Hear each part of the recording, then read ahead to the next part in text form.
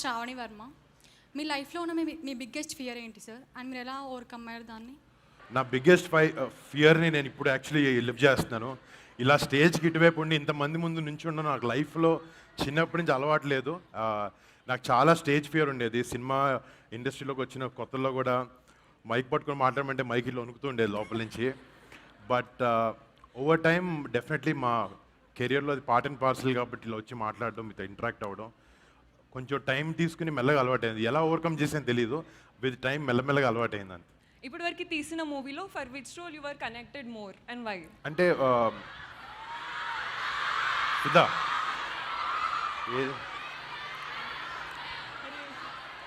అంటే ఒక చిన్న, నాకు మామూలుగా లవ్ స్టోరీస్ అసలు ఇష్టం ఉండదు, చూడడం ఇష్టం ఉండదు. బట్ ఇబ్బందిగా ఉంటుందా చేయడం ఇబ్బంది అనిపించింది, కానీ ఓవరాల్గా అవే నచ్చినాయి చాలా మందికి. But I'm happy for that. నాకు నిజంగా అంటే నాకు కంచె సినిమాలో నేను చేసిన క్యారెక్టర్ చాలా ఇష్టం నాకు. అంటే హరి అండ్ సీత కదా, హరిబాబు అనే క్యారెక్టర్ అంటే నాకు ఎక్కడో తన క్యారెక్టరిస్టిక్స్ నాకు ఇన్స్పైరింగ్ ఉండే. And I think I pick that up also. Thank you so much. Hi sir. Hi ma'am. ఈ అమ్మాయి ఏంటి నాకన్నా అందంగా రెడీ అయ్యి వచ్చింది? మేకప్ తుడుచుకో తర్వాత. ఓకే చెప్పు. I'm Keerthi. Always different films చేస్తారు కదా, who is your inspiration and any reason for the unique scripts? Definitely అంటే ఇప్పుడు మీరు అందరు కూడా రేపు పొద్దున ఒక యాక్టర్ వచ్చాడు అంటే something you expect from someone, right? అంటే ఎవ్రీ టైం నేను చేసిన ప్రతిసారి ఒకే కైండ్ ఆఫ్ స్క్రిప్ట్స్ వేస్తుంటే యూ ఆల్సో మీకు కూడా థియేటర్కి వచ్చి టికెట్ కొనుక్కొని రావాలనే రీజన్ ఉండదు. అంటే ఎక్కడో చోట ఒక యునీక్ ఎక్స్పీరియన్స్, కానీ ఇప్పుడు నా సినిమా చూస్తే ఎవరైనా టికెట్ కొనుక్కుంటే కానీ ఒక కొత్త నోవెల్ ఎక్స్పీరియన్స్ ఇవ్వాలన్న ఒక చిన్న ప్రయత్నమే అది. అండ్ నాకు స్క్రిప్ట్ సెలెక్షన్లో నాకు ఆబ్వియస్లీ నాకు చిరంజీవి గారు చాలా పెద్ద ఇన్స్పిరేషన్ నాకు. అంటే ఆయన చేసిన వేరియేషన్స్ కానీ ఆయన చేసినని కానీ బాడీ ఆఫ్ వర్క్ చూస్తే చాలా మిక్స్ అండ్ మ్యాచ్ చేసి ఒక రుద్రవీణ చేశారు, ఒక ఖైదీ చేశారు, ఒక టైగోర్ చేశారు, పక్కన ఇందిరా చేశారు. అండ్ అంటే ఇలా 1-2 కాదు, ఇలా he has 150 films plus. He is truly my inspiration. ఎలాగో చిరంజీవి గారి గురించి చెప్పారు కాబట్టి మిగిలిన వాళ్ళిద్దరి గురించి కూడా in what way they have inspired అనేది ఒక్కొక్క మాట చెప్పేస్తే మాకు కాస్త తృప్తిగా ఉంటుంది. ఒకటి మీ నాన్నగారు నాగబాబు గారు.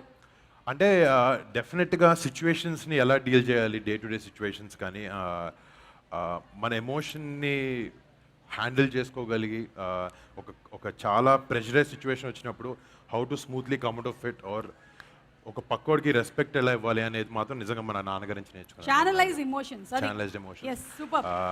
ఇక power star Pawan Kalyan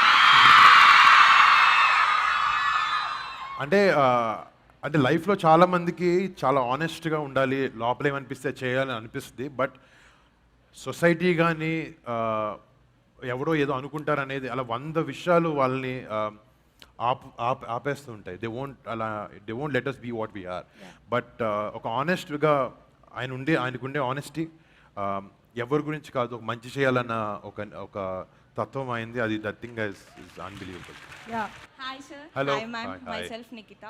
movie making ప్రాసెస్లో హ్యూజ్ వార్స్ ఫైట్స్తో షూట్ చేసి మళ్ళీ ఇలా నార్మల్గా కార్స్తో తిరుగుతూ ఉంటే మీకు ఎలా ఉంది? 2 ఫ్లైట్లు కొనుక్కోవాలనిపిస్తుంది. ఒక్కో ఫ్లైట్ 600 crores అది నాది కాదు, వాళ్ళు ఏదో దాంట్లో కూర్చునే అవకాశం మాకు ఇచ్చారు. బట్ ఆబ్వియస్లీ అది acting, that's a different character. నాకు అదే నచ్చింది. ఆబ్వియస్లీ అది ప్రతి ఒక్కరికి అవకాశం దొరకదు, అలాంటి లొకేషన్లో షూట్ చేయడం కానీ, అలాంటి ఎయిర్క్రాఫ్ట్స్ లేకపోతే అలాంటి లొకేషన్స్ అలాంటి పర్సనల్తో పనిచేయడం తప్ప. బట్ ఇది ఎవ్రీడే ఉండేదే. But this is nothing exciting, but that is very very very exciting. Hi sir. Hello. I'm Sreeja.